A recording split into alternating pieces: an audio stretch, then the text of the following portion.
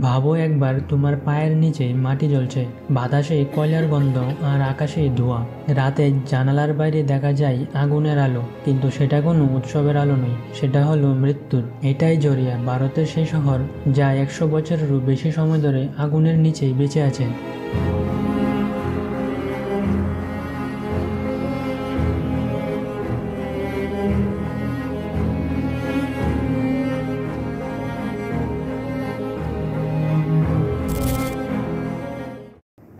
ঝাড়খণ্ডের ধনবাদ জেলার ছোট্ট একটি জরিয়া, যেখানে ব্রিটিশ শাসনের আমলে 1994 সালে প্রথম কয়লা খনন শুরু হয়।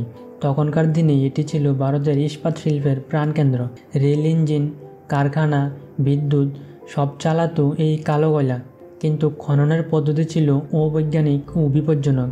খনির ভেতরে বাতাস চলাচল ঠিক না থাকায় বাকি থাকা কয়লা স্তরগুলোতে অক্সিজেন ঢুকে যায়, আর সেখানে জন্ম নেয় আগুনের বীজ। সালটা ছিল 1916 সাল।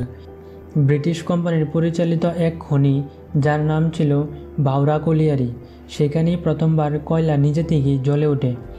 খনির শ্রমিকরা প্রথমে ভেবেছিল দুর্ঘটনা, কিন্তু কয়েকদিনের মধ্যেই আগুন ছড়িয়ে পড়ে গভীর স্তরে। ব্রিটিশরা তখন আগুন ঢাকতে মাটি ফেলে বন্ধ করার চেষ্টা করে, কিন্তু ভেতরের আগুন আরও ছড়িয়ে পড়ে। আর সেদিন থেকে শুরু হয় এই আগুনের ইতিহাস, যে আগুন আজও নিবেনি। আজ সেই একই আগুন জ্বলছে 70টিরও বেশি জায়গায়। মাটির নিচে কয়লার স্তর ধীরে ধীরে জ্বলে চলেছে, বাড়ির তলায়, রাস্তার নিচে, এমনকি স্কুলের পাশেও। প্রায় 5 লক্ষ মানুষ এখনও এই আগুনের উপরে বসবাস করছে। বাচ্চারা খেলে ধোঁয়ার মধ্যে, মায়েরা হাঁটেন ফাটলের পাশ দিয়ে, আর শ্রমিকরা আগুনের গরমে কাজ করেন প্রতিদিন।